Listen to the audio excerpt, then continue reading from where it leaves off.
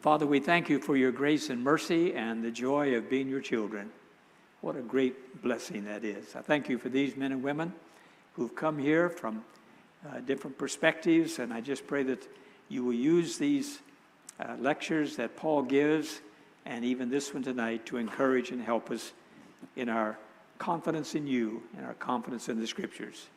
And we'll praise you in our Savior's precious name. Amen. All right, I'm going to start out with Ebla. Anybody ever heard of Ebla during the patriarchal period? Ebla is a town in Syria. This ancient town called Marduk. Notice where it is. Aleppo is up toward the top. One of the oldest inhabited cities in the world, continuously inhabited cities in the world. Right south of that is Marduk. A lot of these were mounds that were developed over centuries as debris piled up, and after all you have is a hill. But it looks like a tell. The Arabic word tell means a mound. So we're going to talk about a tell here, Tell Marduk. And Marduk was discovered in the 1970s, late 1960s. And what they began to discover here was an ancient civilization that goes back to 2400 BC. 2,400, almost 2.5 millennia prior to Jesus' birth. And it's full of writings. So this is Tel Marduk. I'm not going to talk about it much, except to show you what the mound looked like that has been excavated now. They found the archive or the library. They found stacks and stacks and stacks of clay tablets because in the ancient writing system, you use what we call cuneiform. And I'm going to have to take a lot of things for granted to move on through this. If you want to jot down a question about what is that, you can ask me later. But if we stop to answer all the questions now, we probably wouldn't get very far. But cuneiform means wedge-shaped. So when writing was first developed in Mesopotamia, probably around 3500 BC, they drew pictures. So you draw a picture of a cow and put 5 marks, meaning 5 cows or something like this. But if you take a clay tablet and drag a pencil through it, it piles up clay around it. If you smooth it out, it fills it back up again. So eventually developed a means of writing in which you took a stylus and the heel of the stylus you pushed into the clay to make a picture of some kind. And I have 2 facsimiles of clay tablets. These are Sumerian. The Sumerians lived in the Mesopotamian Valley before the Semites did. We don't know who they were. The Bible indicates that a man named Nimrod went there and built cities. But we don't know if the Sumerians are the same people that the Bible talks about or not. Their language doesn't fit into any particular language, but they developed a writing system in Mesopotamia. Here are 2 facsimiles. You can look at them. They're basically pictographic, although they're beginning to get a bit more refined in the black one, which is about 3000 BC. So let me pass these around. Try to make sure I get them back, if you would please. And this is called cuneiform, or wedge-shaped writing. And when the Semites came into the Mesopotamian Valley, they were nomadic peoples. They moved in from the desert. They took it over. And they took over the Sumerian system of writing and adapted to their own language. The way a Korean might take our Latin characters that we use and write Korean with it rather than use the Korean alphabet. So they took the Sumerian stuff and began to write in their own language, which we call Akkadian, the Akkadian language. So here we are in Ebla. It is not in Mesopotamia. It's north and west of Mesopotamia, over in Syria, present-day Syria. And this is the mound in which they found all of these tablets This is a distance view of it. You can see these are farmlands, and a lot of these tells get farmed. And they dig it down and take the stones and carry them away and build other things with them, etc. And so consequently, the tell is at times. This is a clay tablet from Ebla, dated by the epigrapher. The Italians did this, and they got mad at each other. Giovanni Pettinato was the epigrapher, the one who figures out the writing, and Mattia was the excavator. And Pettinato got more attention because he talks about writing and tablets, and made Mattia mad and jealous, and so eventually they had to take the whole project away from both of them and turn it over to somebody else to get something done. But these tablets, of which there are thousands of them, are written in what we call now Ebla or Eblite, but they have dictionaries with Eblite on one column and Sumerian on the other column. So now you can see how all of this stuff is getting merged together. And this is a kingdom. This is a powerful little kingdom that's there some 500 years before Abraham, 1,000 years before Moses. And yet there was all of this writing going on with dictionaries, etc. So this is Ebla. I'm not going to go into that any further. You're looking at a Sumerian, two Sumerian tablets that are being passed around. I don't know what it says. I think it says, knucklehead, come and buy some cows or something like that.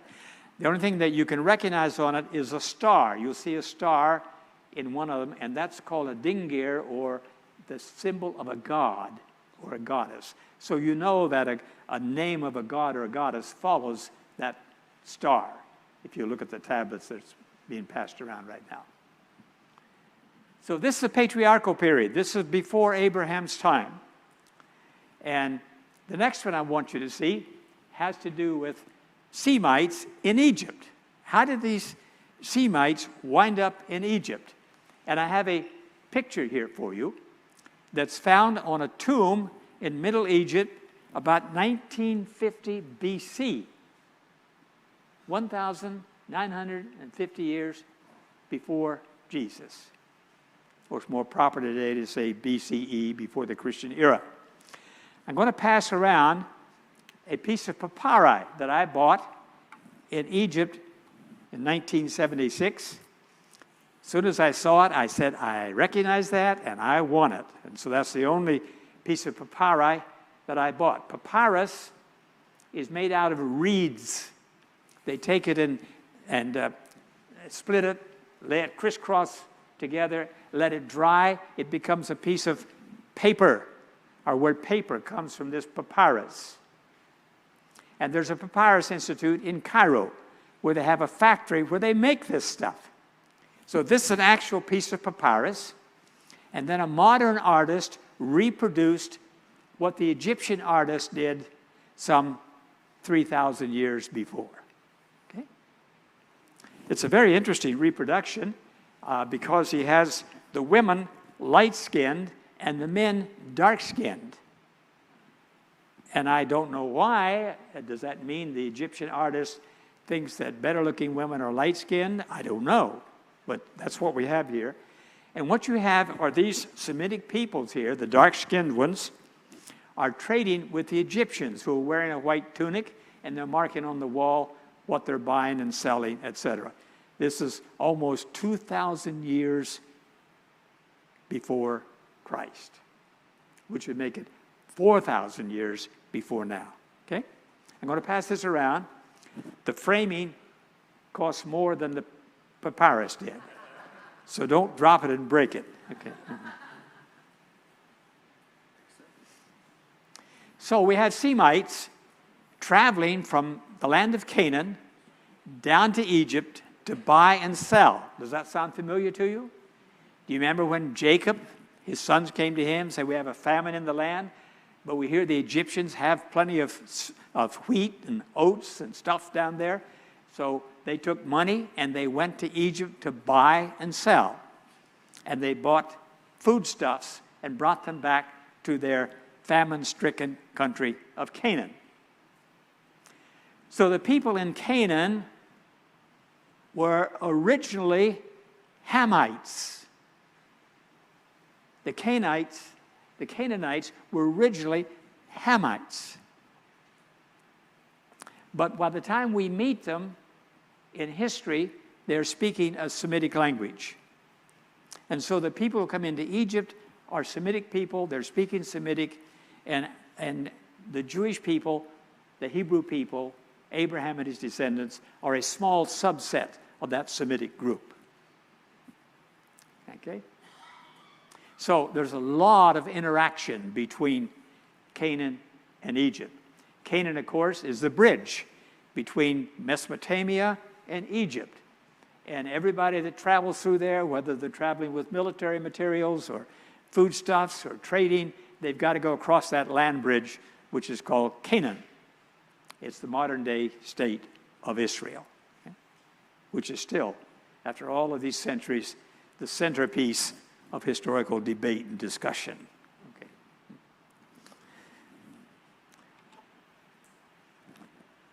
The next thing we have is the first and only mention of Israel in Egyptian writing. And this comes from the 13th century BC. Now, I don't need to tell you, I think, perhaps I do, that there's a huge controversy. We used to argue about whether the Exodus from Egypt was an early date or a late date. Was it 1400 BC or was it 1200 BC? Now the debate is, was there even an Exodus? And the critical writers are saying, no way, there's no such thing as an Exodus. So now we're back to square one in the ancient liberal conservative debate about the Bible and what it says about the Exodus. But they say there was no Exodus. But here's a case where we have a stela. A stela is an upright piece of stone with an inscription on it. You set it up so people can read it. The way you see historical markers today, except you're driving by and you can't read it. You have to drive fast going by it. And so on that historical marker is the story of an Egyptian pharaoh who goes into Canaan and conquers all of these peoples. And one of the people he conquers is this bunch of hieroglyphics. Hieroglyphics is the type of writing that the ancient Egyptians did. Hiero means priest, glyphic means cuttings, so it's the priestly cuttings. And you had to have thousands of characters to be able to write this stuff. Just as with cuneiform, you had to have at least 600 characters to write the Code of Hammurabi, for instance, which is about 1700 BC. So this is hieroglyphics. If you put all those hieroglyphics together, the people that can read hieroglyphics, and I'm not one of them, tell us that that stands for the word Israel. And that the form being used says that it's an established people in the land. So these aren't a bunch of nomads that happen to stick their heads in. These are people who've come in and established an entity, a political entity. So you can imagine that those who have a stake in this whole discussion, the more critical writers, are going to find some way to undermine that, but you can't do it. Those that know Egyptian, and Kenneth Kitchen, whose name you may recognize from InterVarsity Press, is one of the most famous Egyptologists in the world. I think he's still living in England. And he's going to tell you, nope, that's Israel in 1200 and some BC, an established entity in the land. Okay, you with me? Now, if at any point you're saying, that's making no sense to me, give me help with this, raise your hand real quick and I'll try to give you a response shortly, even after all my caveats about I got to get through all this stuff. Okay. All right, the next thing are Semitic peoples in Egyptian-controlled territory. And I've got the alphabet spelled plural here because there are other alphabets, but this is the only one I'm going to show you. This is a deity that some Semitic slaves working in the copper mines in what is present-day Saudi Arabia, and on it is an alphabetic writing. Now, you say, well, everybody knows the alphabet, A, B, C, D, E, F, G, but remember, up to this point in history, only highly trained scribes could write, because you had to have all of these characters that you memorized. If you do Chinese today, there's something like 2,300 pictographic characters that you have to know to be a thorough Chinese writer. Now, they've got an abbreviated form of it, but if you do the full-blown thing, over 2,000 characters that you have to know. So obviously, you can't have a first grader learning to write. It's too complicated. You spend your whole life learning to write, and these people are called scribes because they're writing this material. And then suddenly, we come across an alphabet. Now, this is a tremendous psychological breakthrough. It seems so simple to us. But no one did it until the Semitic peoples did it. So this is a primitive form of an early alphabet. I want to show a couple things to you. It's left to right.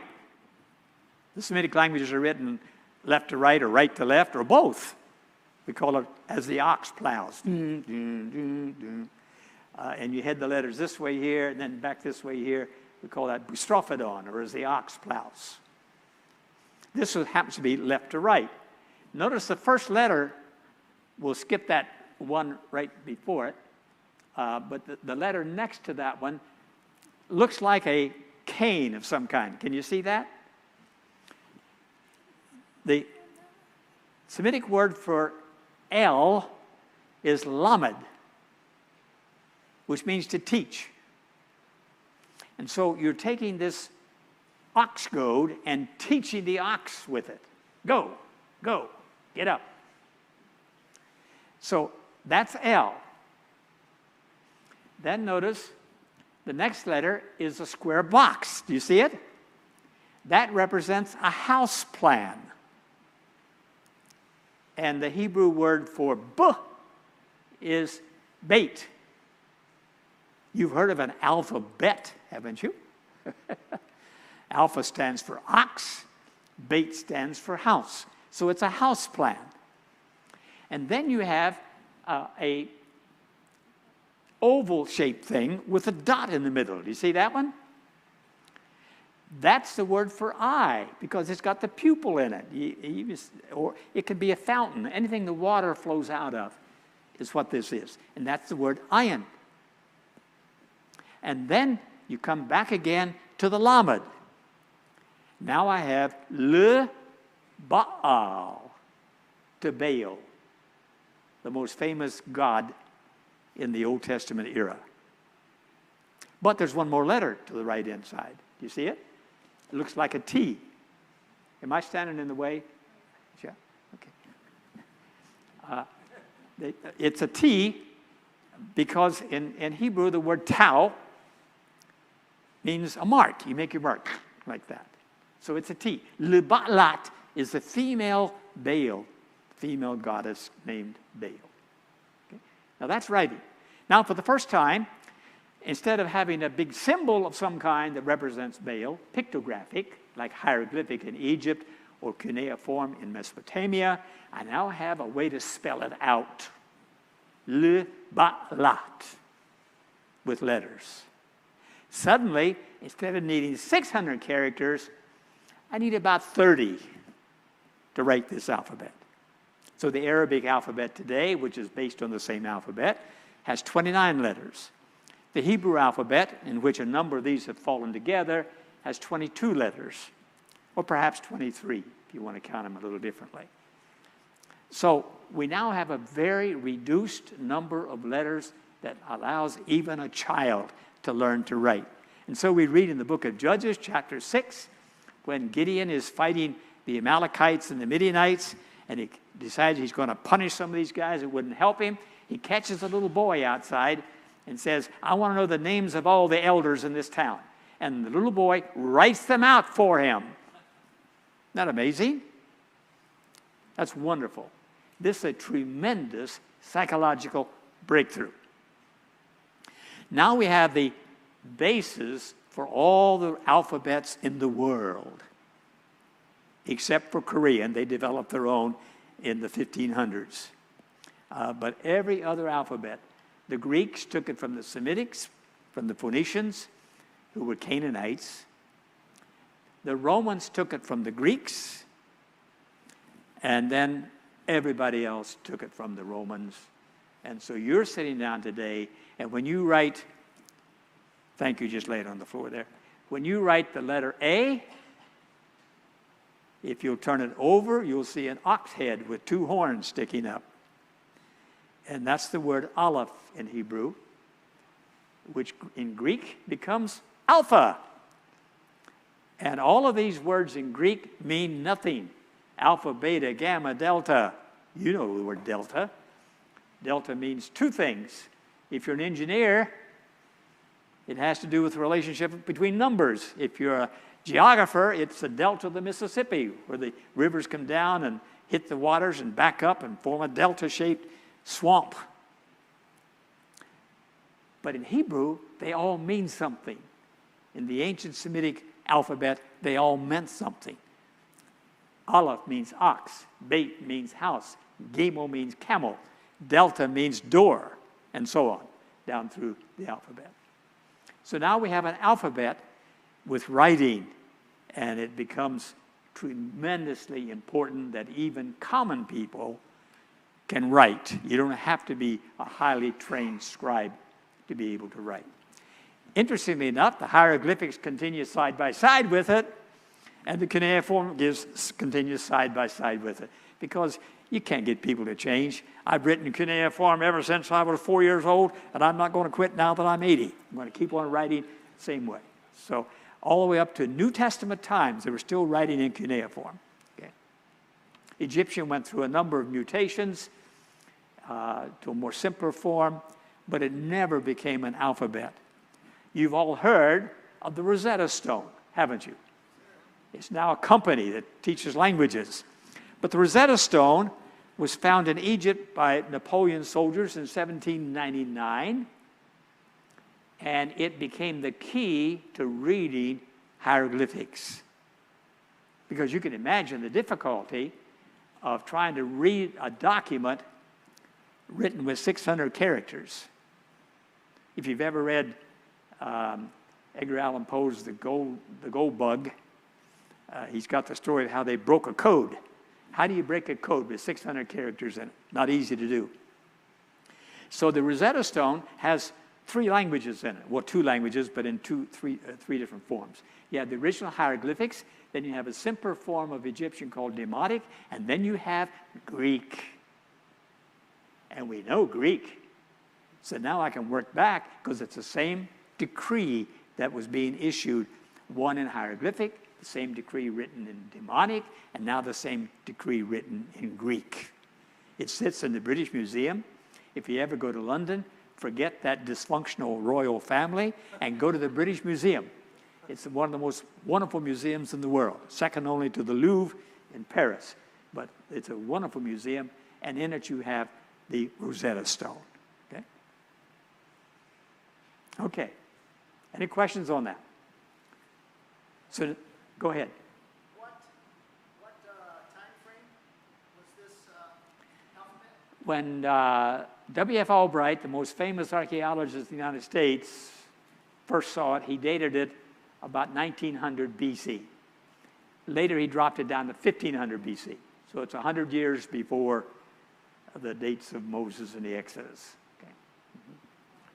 So when they started writing biblical materials, they now have something simple to write it with and something simple to read it with. You see what a tremendous breakthrough it was. All right. I'm following my notes here. I'm moving down now to another era, to the time of David and following. So, I'm calling this the royal period because David is the first major king. Saul, of course, was the first king, but then David and Solomon brought the kingdom into huge success and corruption along with it. But in this period of time, we have a lot of the Psalms written. Now, we have Psalms written as late as 500 BC in connection with the exile to Babylon. And we have very early Psalms. One is attributed to Moses, for instance, Psalm 90. But David, of course, is the most famous, best known of the psalmists, the writers, the sweet singer of Israel, they call him, the one who wrote psalms of lament, complaining that God wouldn't listen to his prayer and to his desire for help, etc. But then along came all the liberals, and they said, oh, nothing was written that early. David didn't do anything. If there was a David, he didn't do that. These are all post-exilic. Actually, they're all the way down to Alexander the Great's time in 300 BC. And suddenly we find this material. This is another mound or a pile of documents that were found in Syria. A farmer, this was 1930-ish, before World War II. A farmer's plowing his field, and his plowshare catches something and pops it open, and it's a tablet. He, of course, has no idea what he sees. But he brings the authorities in, and they discovered all of these clay tablets with this strange writing on it. So a young Frenchman named Champollion began to work on deciphering these. He's only 21, I think. And after some extended amount of time working on breaking down the writing system, they found this, which is the alphabet written out, A, B, C, D, E, F, G, in this particular language. If he could have found that at the beginning, it would have saved him all that work in trying to resolve the contents of this writing. Now, this is unique for two reasons. One, it's alphabetic, like the Semitic. Two, it is in cuneiform. Do you see the stamping of the stylus to make the various marks on this piece of clay? So this is the alphabet in the shape of cuneiform writing. Now, they think that the cuneiform writing was based on the Semitic alphabet.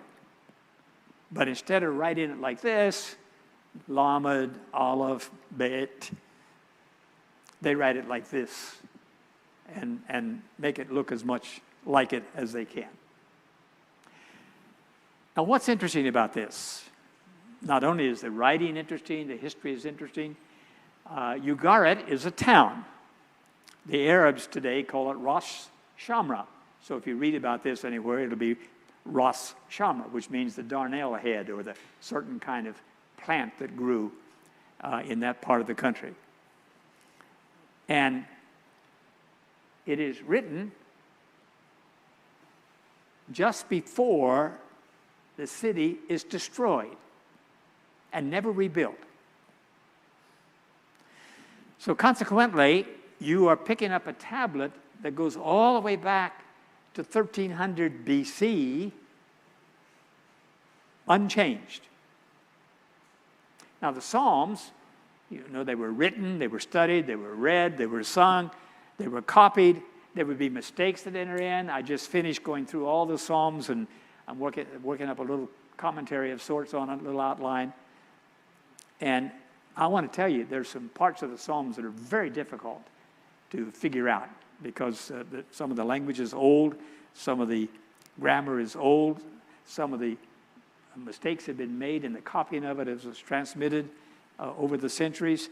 But when you pick up this clay tablet from Ugarit, it hasn't changed. It hadn't have 1,000 years to go through copyists and to have mistakes made in it, etc. So if we're going to date David around 1000 BC, and this is dated around 1300 to 1200, you see we're a couple hundred years earlier than David's time. And we don't have Psalms, but we do have epics, stories. long stories. And we're dealing with a language that is very similar to Hebrew. So, for instance, in one of the most famous liberal commentaries, the Anchor Bible, a priest by the name of Dahoud translated and did the commentary on the Psalms. And he brought in a lot of the Ugaritic material. As a result, he's pushed the dates of the Psalms back earlier, closer to the time of David, which makes sense. So this is the cuneiform, alphabetic writing, epic stories that back up and help to authenticate a lot of our Psalms. Even though they don't have Psalms per se, they only have these epics that they've written, stories about things. All right. Now, all of this is patriarchal, down to David's time. I'm going to show you something else here that is not right. It's going to have some writing in it, but I'm talking about the archaeological part of this. This is a recent excavation in Israel, southwest of Jerusalem. It's a place called, by the Arabs, Kafiye. And in the Bible, we have one city that is known as the two-gate city. Most cities will have one major gate so that they can easily protect it. But there's one town that's called Sha'arayim, which means two gates, twin gates. This excavation showed this town to have two gates.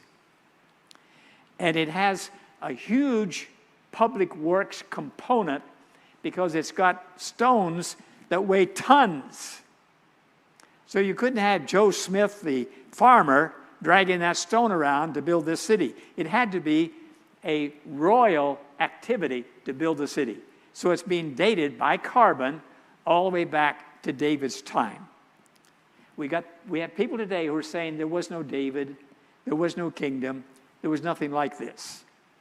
And suddenly we have something like this that takes us all the way back to David's time and shows that there had to be a major public works to have the money and the means to build a city like this. They also found a tablet there. Unfortunately, as you can tell, it's very hard to read. But you can see lines across. You see the lines? And then you draw the line and you write over that. And I think I have in your notes an attempted translation of that. You can see it has to be attempted because it's not going to be very easy to deal with.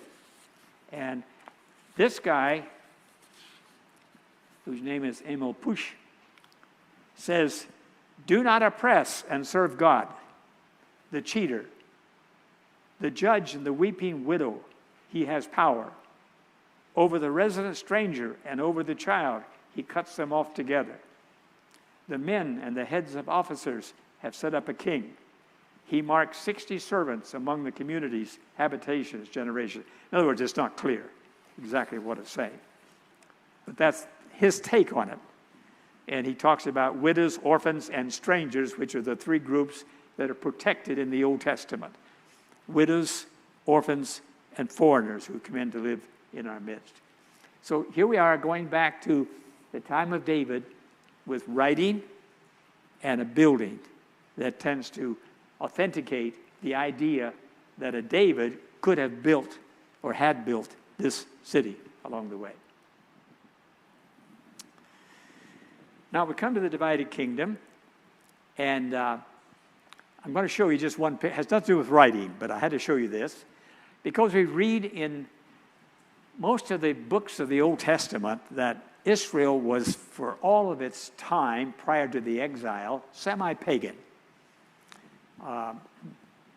You had the prophets who came along and said, Jehovah is the only God there is, and there's no other.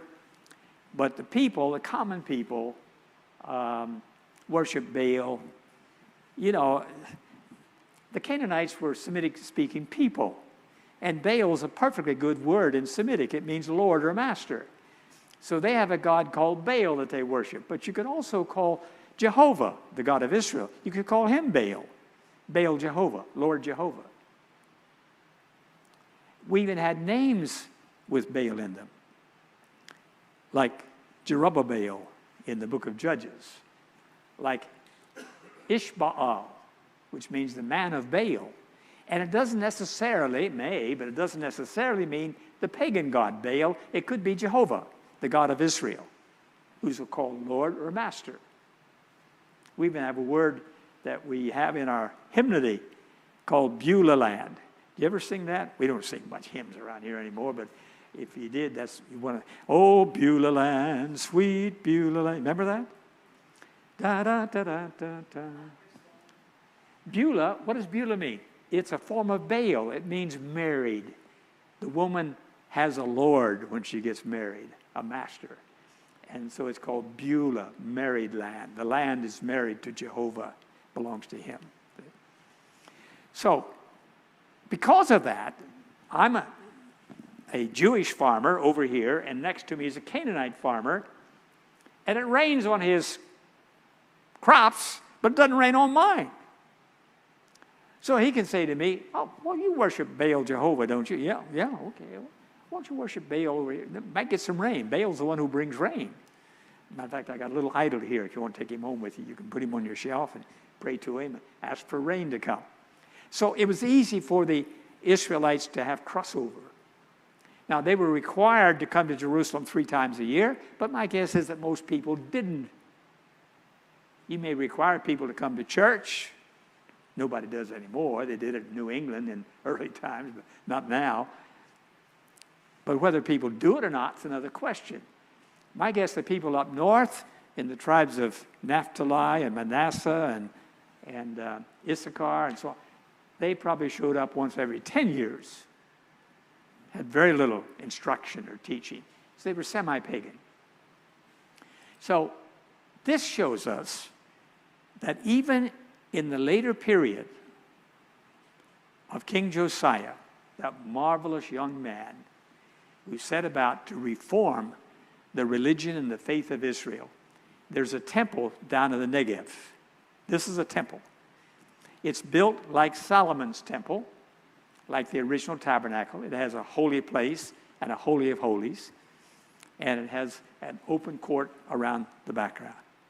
So these were pagan or semi-pagan sites. So when Josiah becomes king, he says, okay, all you priests down there, you can either retire early or come to Jerusalem and work. Which do you want to do?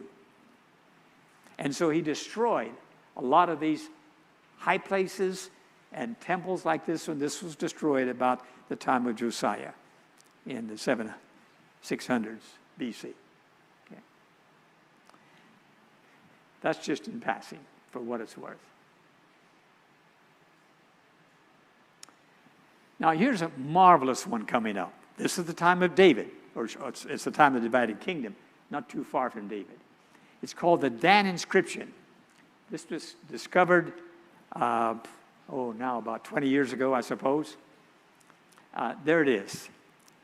Isn't that beautiful writing? Look at that. It's on stone. It's in Aramaic, which is a sister language to Hebrew. And it describes warfare between the Syrians and the northern Israelites. Now, as is often the case, it's broken just where you want it to not be broken, where you have the name of the king or something like this. But they've got enough stuff here that they can pretty well reconstruct what happened. And I have the translation, not mine. It says, my father went up against him in war, and my father lay down, and he went to his fathers. Now the king of Israel had gone formerly, there it is, king of Israel, had gone formerly into the land of my father. But then as for me, Hadad made me king. So this is Syria now. And Ben-Hadad is the god of the Syrians. Hadad made me king, and Hadad went before me, and I departed from the something or other, my kingdom, and I killed 70 kings who harnessed thousands of chariots and thousands of horsemen. And then I killed Jehoram, we have the Ram part of his name, the son of, we know it's Ahab, king of Israel, and I killed Yahu, son of Jehoram, king of the house of David. And I made their towns into ruins and turmoil, and their land into da-da-da-da. Now, in the last 30 years, there's a group of scholars in Great Britain, a couple in America, a couple in Sweden, who've argued for no history to speak of for Israel prior to the exile, which exile takes place in, it's over in 539. So there was no David, there was no kingdom, there was none of this stuff.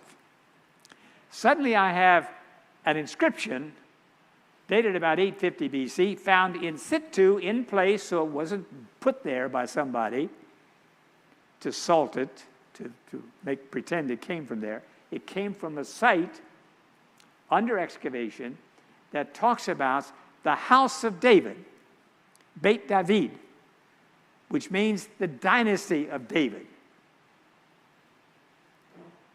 So, do I have a picture of it? Do you see the blue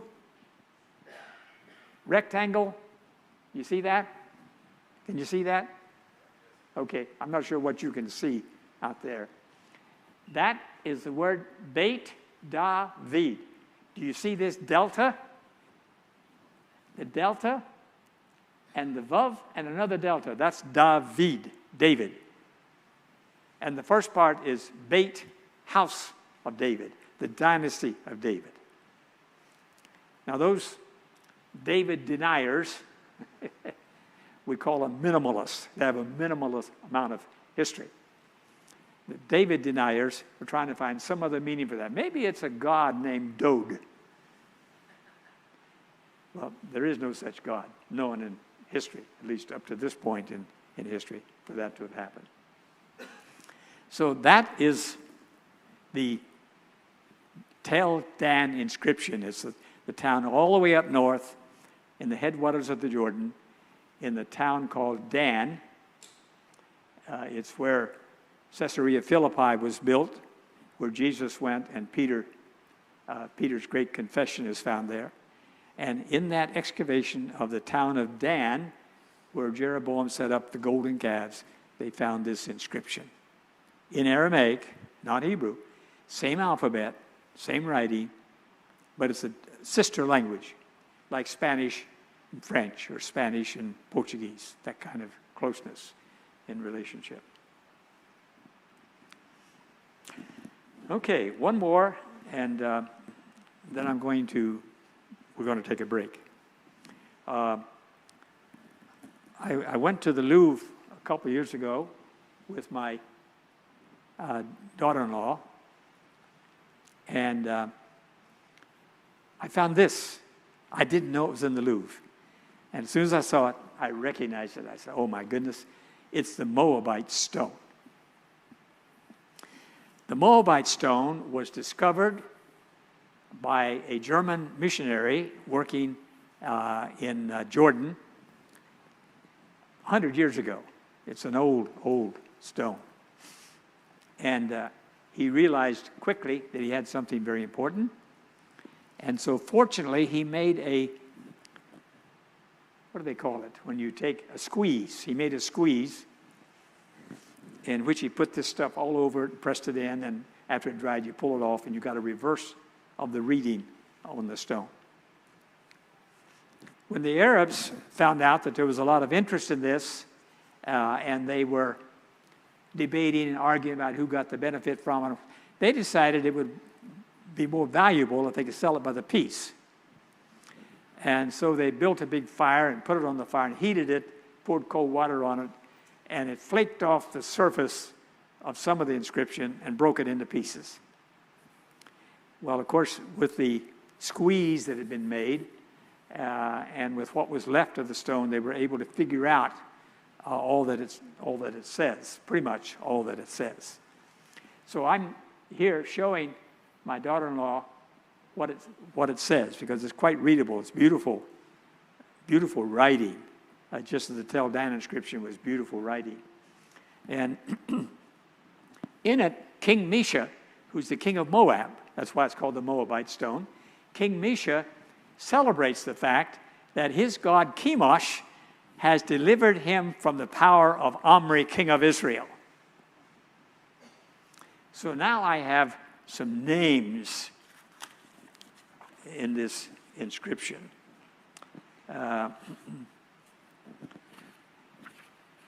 And it's on page 4 in your notes. He says, I'm not going to read the whole thing, it goes the whole page. I am Misha, son of Chemosh Gad, king of Moab, the god, the Dibonite. That's the town I came from, Dibon.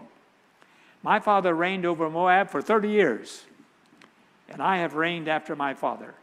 And I have built this sanctuary for Chemosh in Karshah, a sanctuary of salvation, for he saved me from all aggressors and made me look upon all mine enemies with contempt. Omri was king of Israel. Okay. Omri is the guy who bought the hill of Shemer, and that became Samaria. This is Omri. And he oppressed Moab during many days, and Chemosh was angry with his aggressions.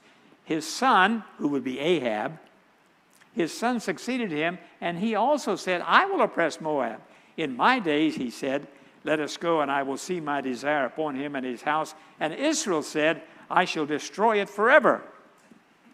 But then he talks about how he eventually was able to defeat Omri and Ahab and all of Israel and take the land back, and claims that Chemosh, his god, made it possible. So here you are about the middle of the 9th century BC, 840, 850, with a clear account of names that are in the Bible and things that were done. We know from reading the Bible that the northern kingdom did dominate Moab for a while, till Moab threw off their yoke, and Edom the same way, till they threw off the yoke. All right, I'm going to quit here because it is 7:18. Any questions that you have about all of this massive stuff that we've covered so far?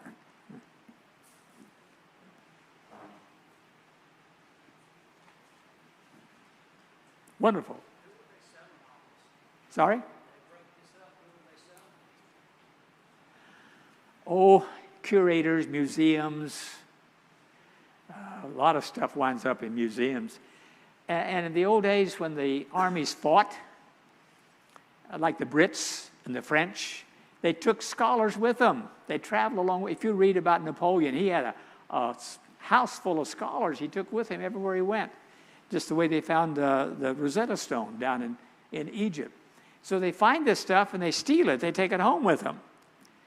And so then the other country that they took it from, they take it from some stuff from someplace else, but they tell them they should return their stuff to them, but they're not going to return theirs. You know, for instance, we're going to talk about the Siloam inscription in a little bit.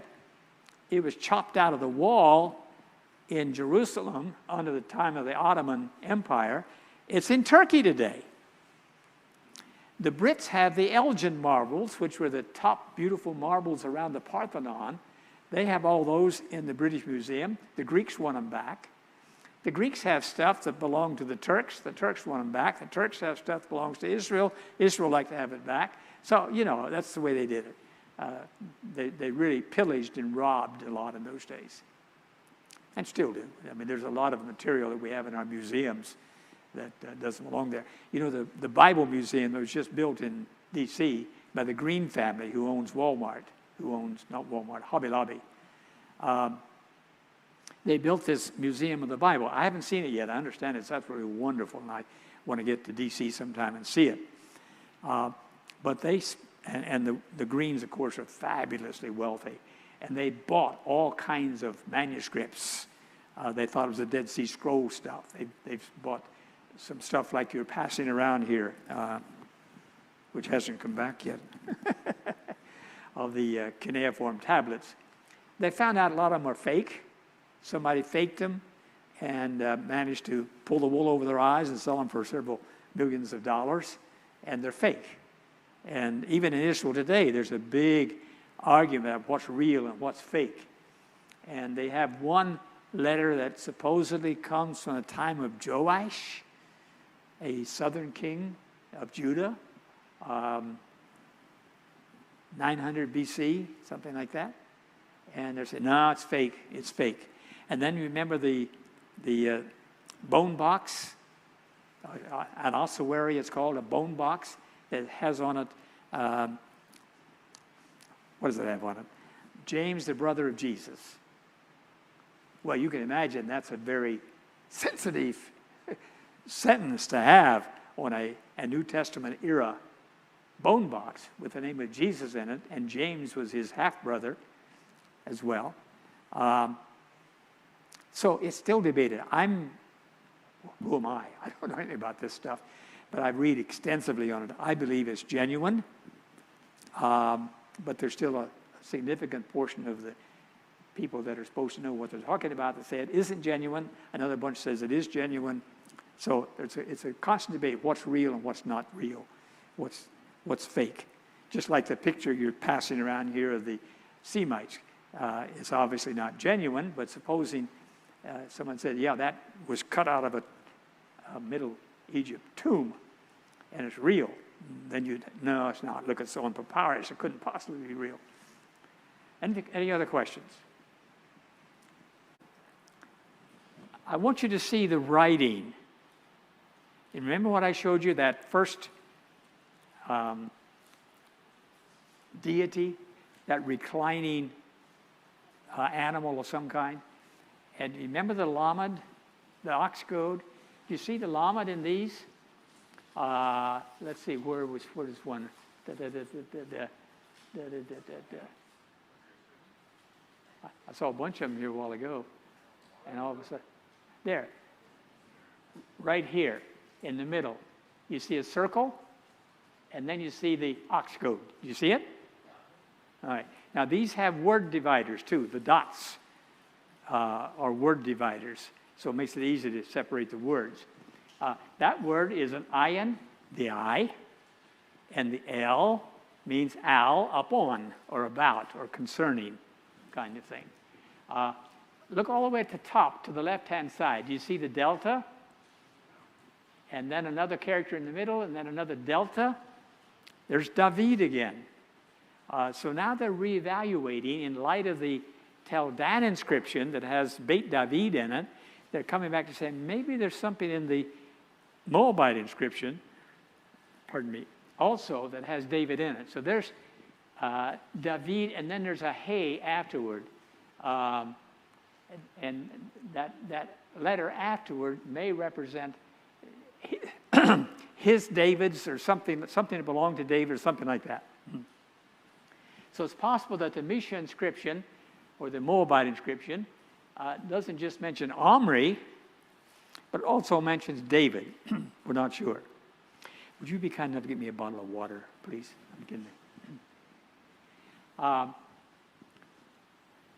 Notice 1, 2, 3 lines to the top, right after the owl.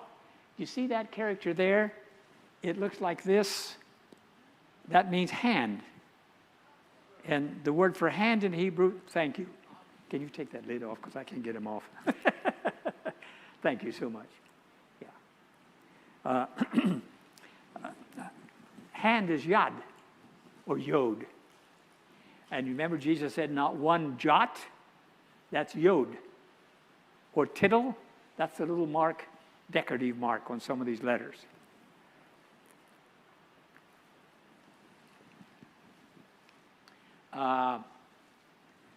Anything else here?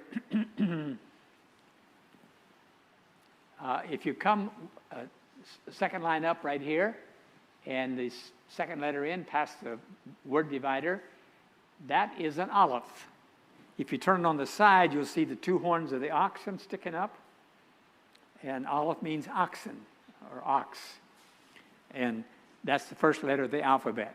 And then notice right after that is the tau. So that's et, which is just a sign in Semitic grammar. It means the direct object sign. And then you have a nun, and a bet, and an H. And then the last letter here, 1, 2, 3, the third line up from the bottom.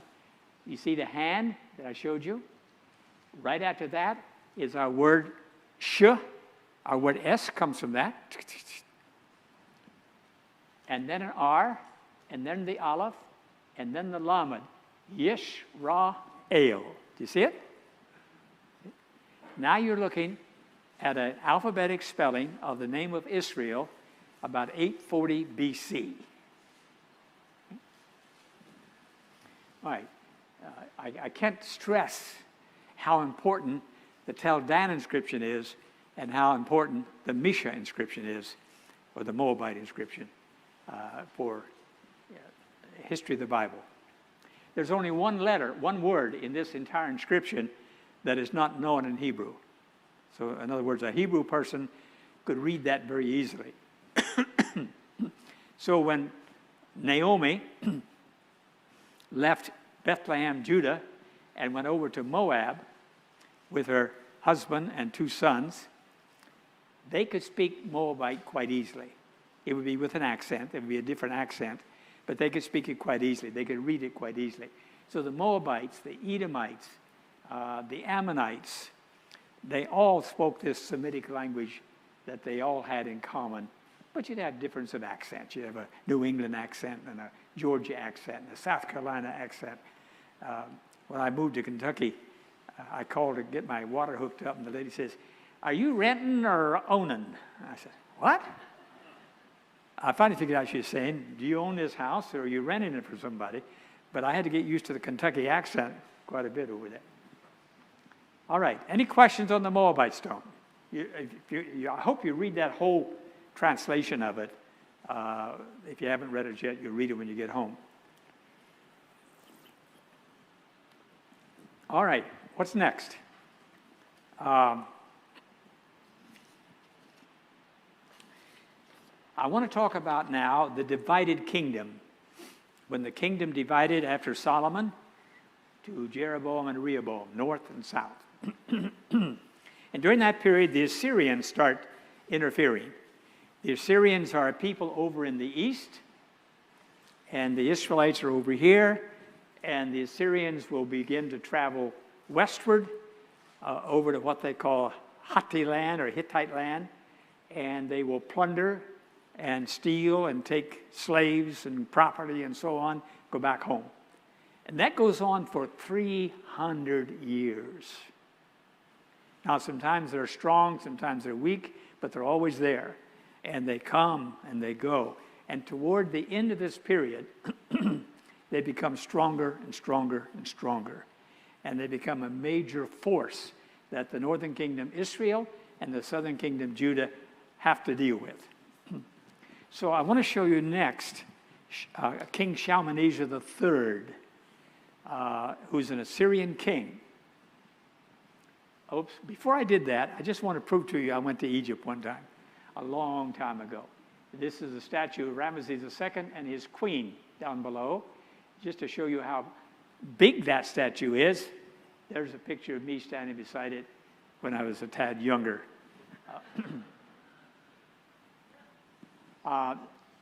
This stela, that's another one of those stela which is erected with writing on it, is celebrating Shalmaneser III's victories. And in it, he talks about fighting a coalition of kings, including a certain Ahab of Israel. And again, all of that is here in the text, beginning on page 5, and the translation is on page 6. Okay. Now, in this coalition of kings, it wasn't just Ahab. He provided so many chariots, so many warriors. It was also other Aramean kings. They all got together and fought against Assyria. They finally said, let's throw in our lot together and see if we can defeat this nemesis that keeps hitting us every year and destroying us. And so they had this battle. Now, the Assyrians, as is typical of all these people, claimed victory. But the fact is, he didn't come back for a while. So it looks like he got his nose bloodied pretty badly and didn't come back. Now, that battle is not in the Bible. It's the Battle of Karkar.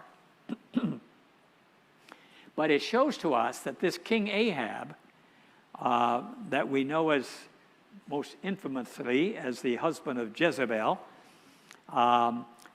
was indeed an international king involved with other kings fighting the Assyrians as well.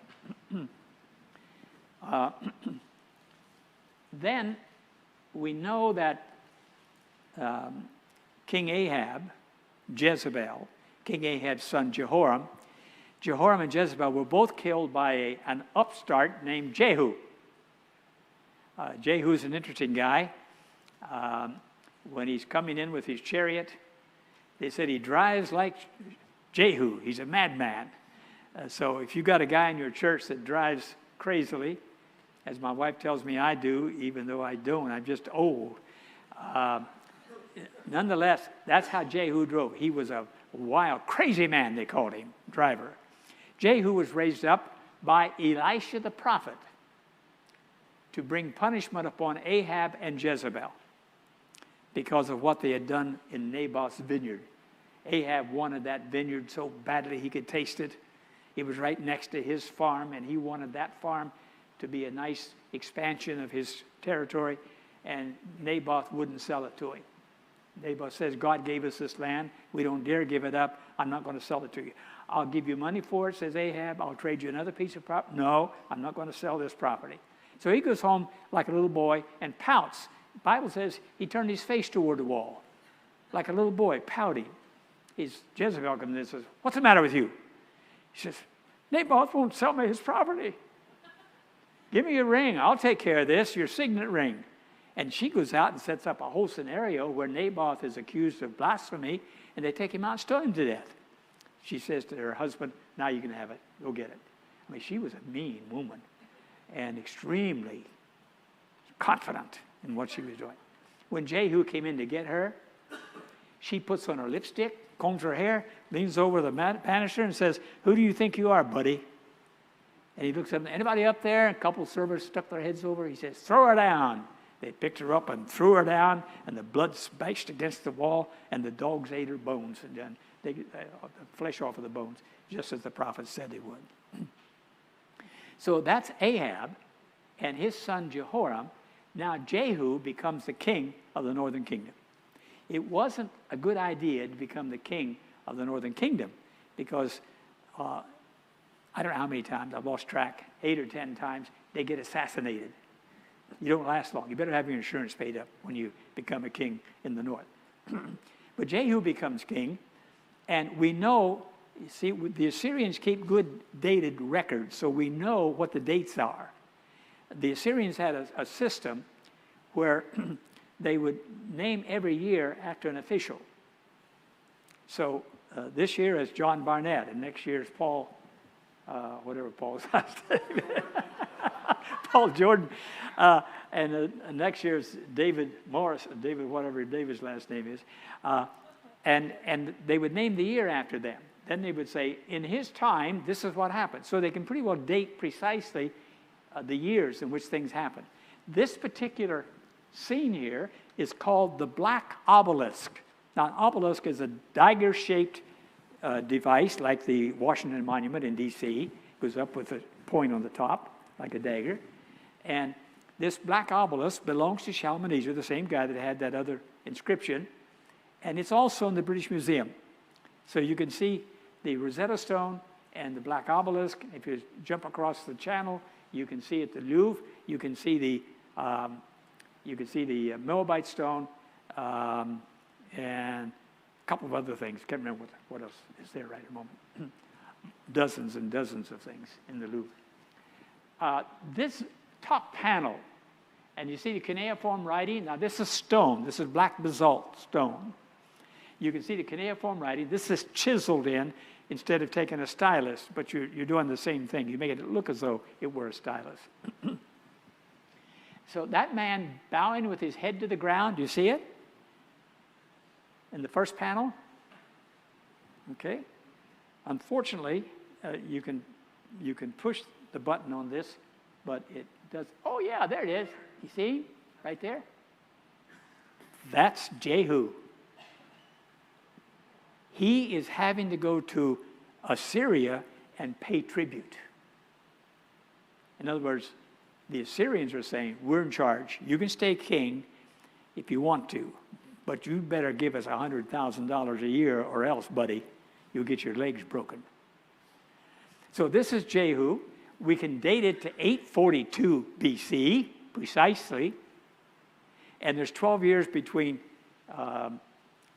Jehoram's death and Jehu's doing this, so we know precisely that that's the 12-year period of Jehu's reign. So there's writing. It even mentions the name Jehu.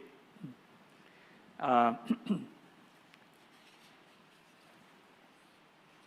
have a paragraph in the Bible on that, on page 6. You can read that if you want to.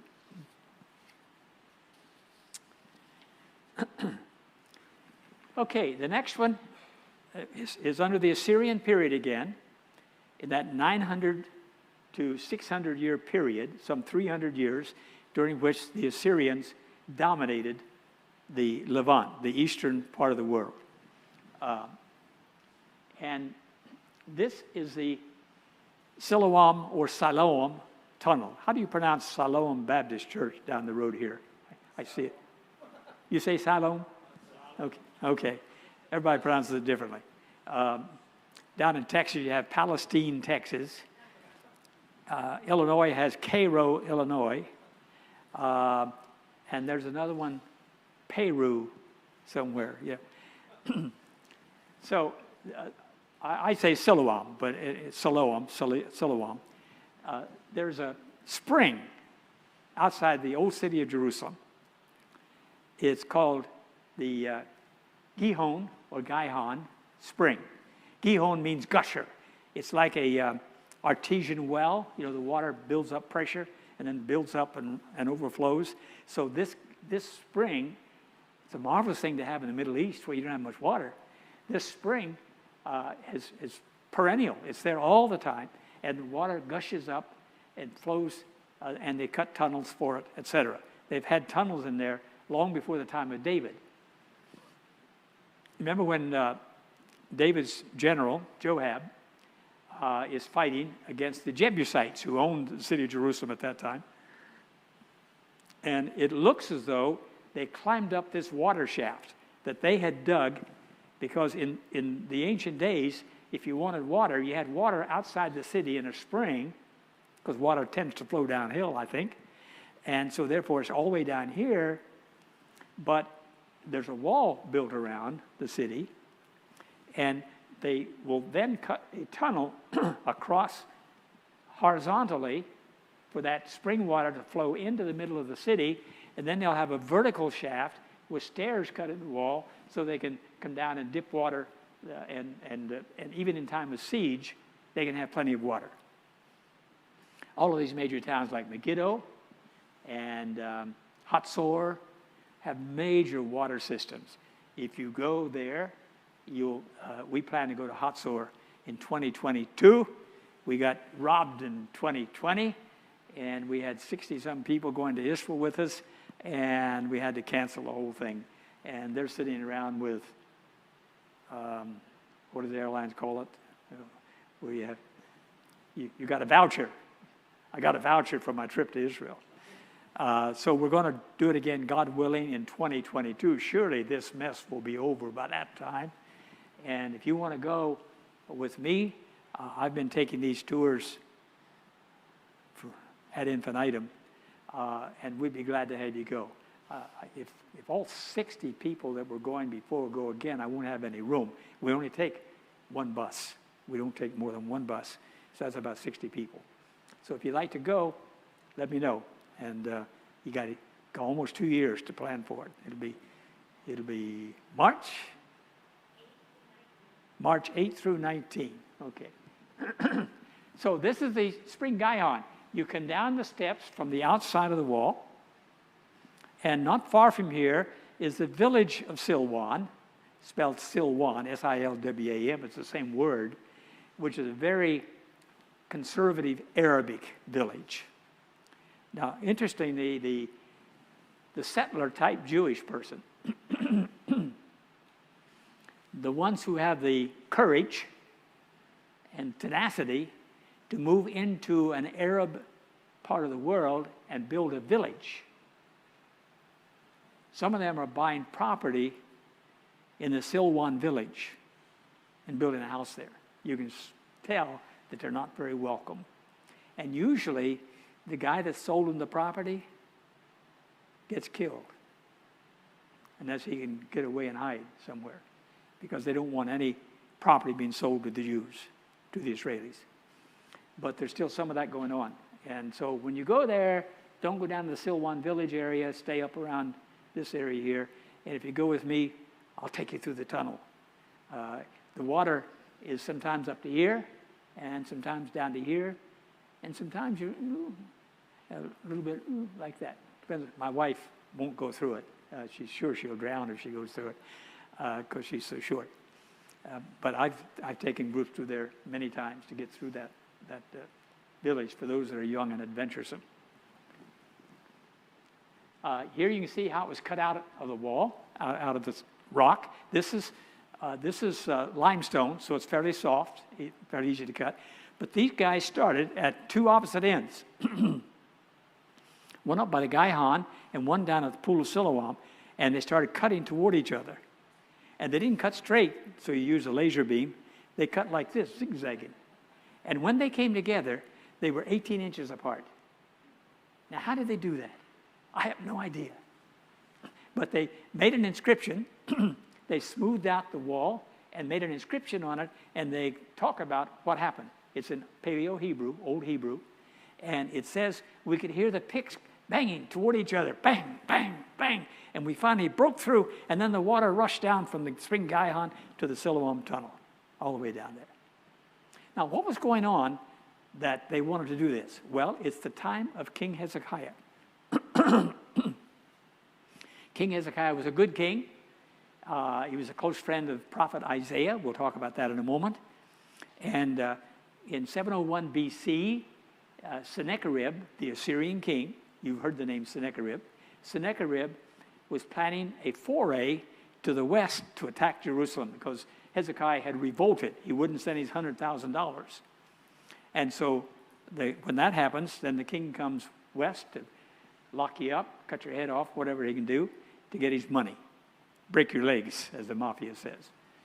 So in light of that, Hezekiah says, we've got to make sure we have plenty of water inside the city. They already had some tunneling and some irrigation that came out of the spring Gihon, but this is a new tunnel that they cut all the way from, it's about a quarter of a mile, about 1,500 feet in length, from Gihon down to the Pool of Siloam. Okay. So they cut that. These are some Israeli students that let me go first and then yelled at me all the way because I was in the way. And then this is a group that I took through a number of years ago. My camera got water on the lens, it looks like. But they all went through have a sweater that says, I survived Hezekiah's tunnel, kind of thing. Is the water, is it warm? It's comfortable. Okay. It's not hot by any means, or even warm, but it's not icy cold, just cool. All right, now, this is the inscription. This is Old Hebrew. It's like the Hebrew we have on the Misha stone, and like the Arameans put on the Tel Dan inscription. It's all the same kind of writing out of which we get our English alphabet. And it says on page 7, number 2, what does it say? It doesn't say. That's a passage of Scripture that tells what Hezekiah was doing. And I don't seem to have a translation, do I? Okay. There's not a translation. So you can Google it. Google Hezekiah's tunnel, and it'll give you the transcription. I told you what it said. They're coming together and hear the picks banging against each other. Finally, they break through, and then the water flows from Gihon down to Siloam. That is in the Topkapi Museum in Istanbul, Turkey. Now, what's it doing there? Well, the Ottoman Empire controlled the whole Middle East for hundreds of years, and they controlled the land of what we call Israel today, or the land of Palestine. They controlled all that. And so consequently, somebody wanted to cut something. They chopped it out of the wall and had it shipped to Istanbul. There's also another artifact that the Israelis would love to have back. It's called the Gezer calendar. It's a very rough, primitive, looks like a kid's alphabet practice that he's writing. Goes way back early. And that's also in the Topkapi Museum in Istanbul. I couldn't find it. I looked and I looked and I looked. I finally got a postcard with it. I took it to the guard and I said, "Where is this?" He took me and showed me. It's only about this big. I thought it would be a big thing like this, but it's only about as big as my hand.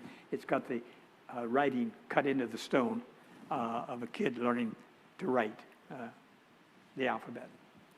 Okay, so this is the Hezekiah's tunnel, the Siloam inscription, which bears out everything that we read in Kings and Chronicles about King Hezekiah preparing for Sennacherib's invasion.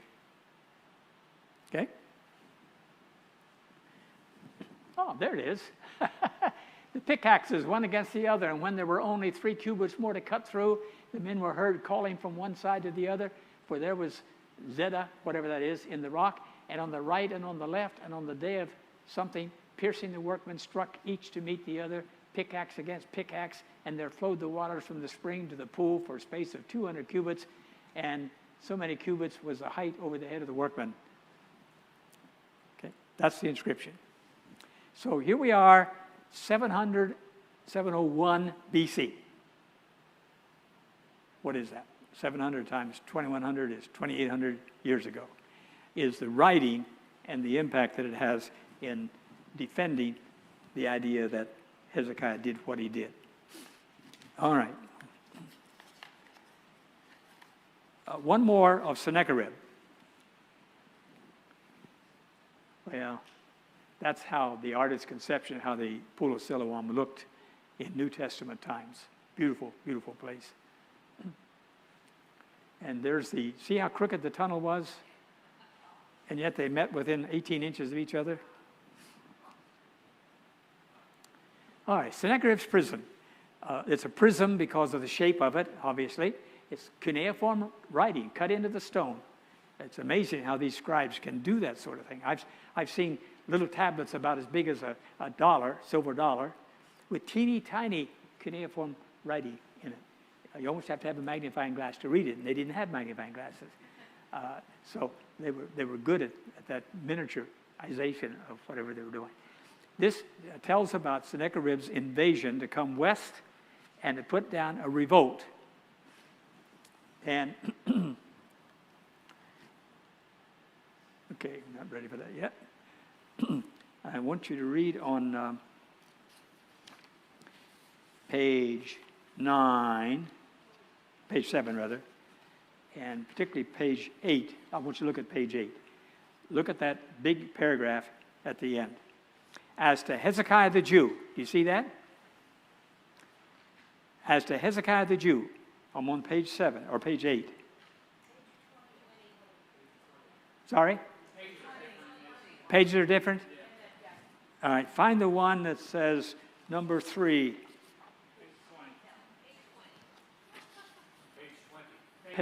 Page 20. Just for your reference. You have more pages than I do. Where's your book? Do you see it now? Did you find it? Okay, big paragraph. As to Hezekiah the Jew, do you see that? He did not submit to my yoke. I laid siege to 46 of his strong cities, walled forts, and to the countless small villages in their vicinity, and conquered them by means of well-stamped earth ramps and battering rams brought thus near to the walls, combined with the attack of foot soldiers using mines, breaches, as well as sapper work. I drove out of them 200,000 people, young and old, male and female, horses, mules, donkeys, camels, big and small cattle beyond counting, and considered them booty. Himself I made a prisoner in Jerusalem, his royal residence, like a bird in a cage. What he doesn't tell us is he never got in the cage. Because Isaiah the prophet comes and predicts that God will give them victory, and 185,000 Assyrians die in one night. But kings don't write that stuff on their monuments.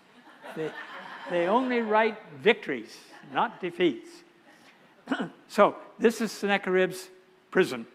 It's a marvelous example of the historical writing of the Assyrian Empire that includes this small Jewish town, small Jewish province of Judah at some time around the 7th, 8th century BC. Okay, we'll leave that one. And I want to talk about the seal of Hezekiah. Now this one I'm going to show you a video. It's 8 minutes long. So how are we doing here? 8 and 6 is 1,400. We're doing all right. Okay. And that says, 2 great buddies, Isaiah the prophet and Hezekiah the king. They were close to each other. Some of the prophets came from the countryside, like Amos, and they were rural people. Others were more urbane, more sophisticated, like Isaiah, probably well-educated, probably knew Hezekiah personally, and they had a relationship. Okay. Okay. One more. Thank you, Dan.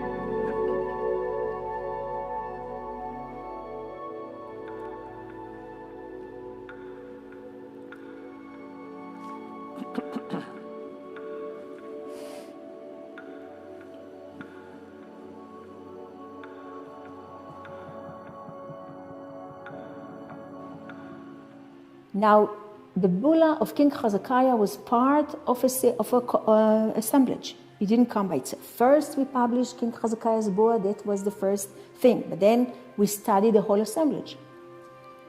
And the whole assemblage contains more than 30 bullae. And one of them attracted our special attention. We were very skeptic at the very beginning. We didn't jump on the idea. It says Yeshayahu. Okay, fine. This is quite a common name. And then it says Nun Bet Yud Navi, which is in Hebrew, if you just listen to that, Navi, it's a prophet. So, wow, Yeshayahu the prophet. This is, and then you have something nearby, which is Hezekiah, King Hezekiah, near the prophet Yeshayahu. What fantastic. But then we needed to study it very carefully.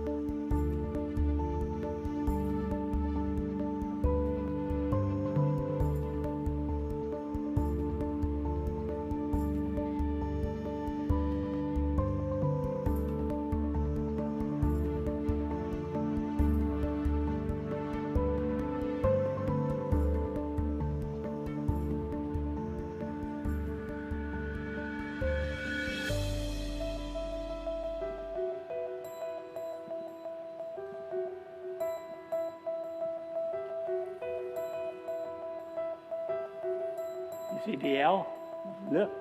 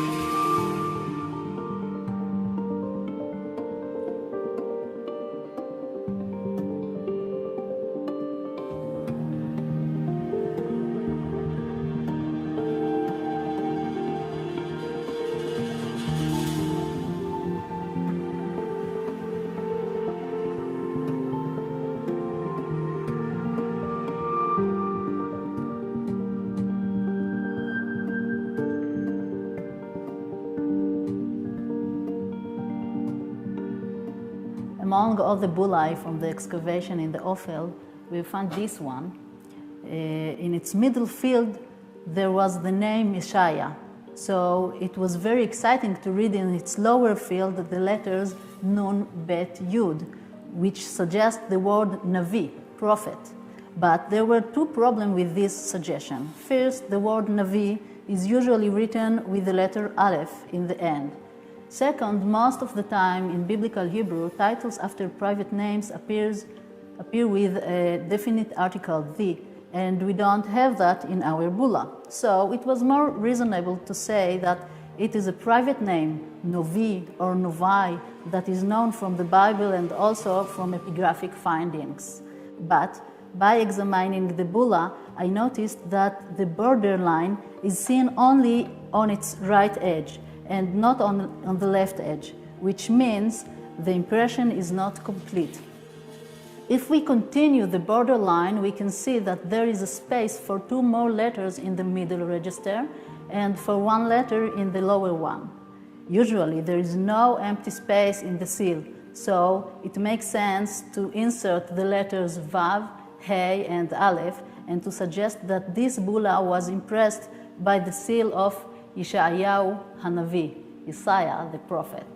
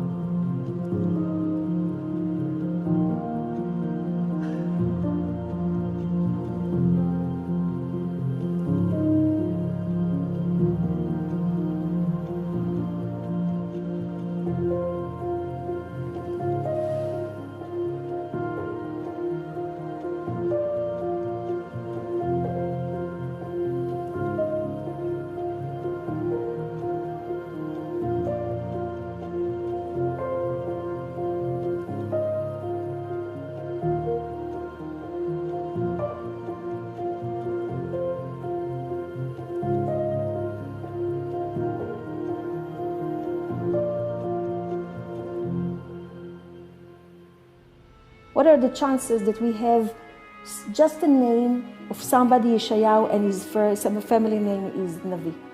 It can be, but it's kind of imaginary. Really? These two bulla of these two people that were so closely together described in the Bible are found in the same layer, just 1 meter at a distance from each other. The same context, the same layer. So it strikes very clearly that we're talking about the same two people. And to think it is not this person, it's another Yeshayahu. And his name is Navi, which is a prophet in Hebrew, okay, missing the Aleph still, it can be there. And his name is Navi. The family name is Navi. It's a not only imaginary kind of. It seems like it can't be.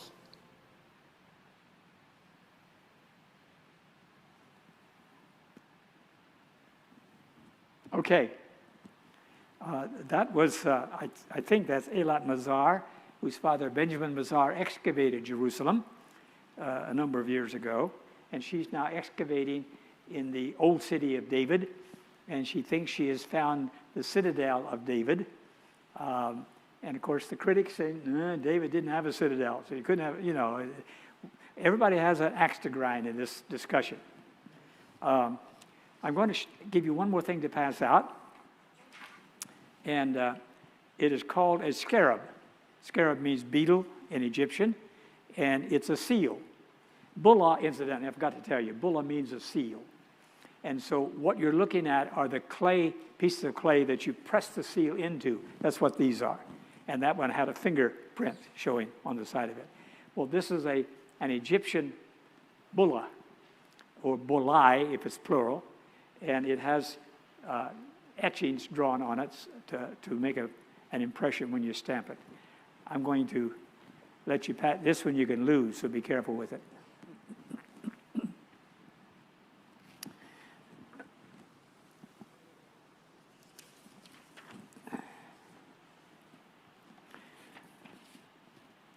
we have a tablet from Babylon discussing the siege of Jerusalem in 597 BC.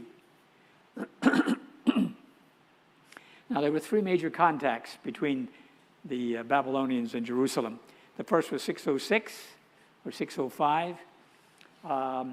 And during that time, the king Nebuchadnezzar said, if you'll behave yourself, pay your tribute, we'll let you off.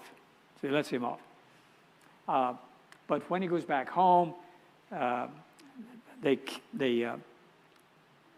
decided to revolt. So King Nebuchadnezzar comes back west again, put down the revolt. The people say, if we're going to make Nebuchadnezzar happy, we got to kill good old Jehoiakim. So they murdered him. I assume, the Bible doesn't say this, but he died young. He didn't die of old age. And they put his young son, Jehoiachin, on the throne in time to surrender to Nebuchadnezzar, because he only ruled 3 months. So when Nebuchadnezzar came, he took Jehoiachin into captivity, and a whole bunch of other people, including, for instance, who? I'm not hearing you. Oh, well, Daniel's going to go in 605. And then Ezekiel goes in 597. There it is. It's back in there somewhere, if it'll just creep out. So that tablet that we have there, that piece of clay tablet, is from the Babylonian Chronicle. We got a whole book on the Babylonian Chronicle. He doesn't show the defeat in 586, in which the city was totally destroyed, but he does show this one in 597. Then I wanted you to see the piece of clay tablet that shows the fact that Jehoiachin was taken out of prison and allowed to sit at the king's table and received a stipend the rest of his life. And finally, I have King Cyrus's cylinder seal. It's a cylinder because it's round like a barrel, written all through it. And in that cylinder seal, he talks about, in contrast to the Babylonians and the Assyrians before them, how he was benevolent toward people. He allowed them to go back home, those that had been captured, to rebuild their temples and ask them to pray for him. Now, we have probably a boilerplate that says, King Cyrus to blank the people, please take all your idols, which the Jews don't have, back to the land of blank. So you had a boilerplate that the appropriate nations could fill in the blanks. And those blanks are filled in Ezra and 2nd Chronicles. The end of 2nd Chronicles and the beginning of Ezra, you have that statement from Cyrus that they could return. All of this to say that while none of this proves that the Bible is the Word of God, none of it even proves that the Bible is accurate. It does prove that the plausibility is there that what the Bible says is valid. Okay? That's where we've come.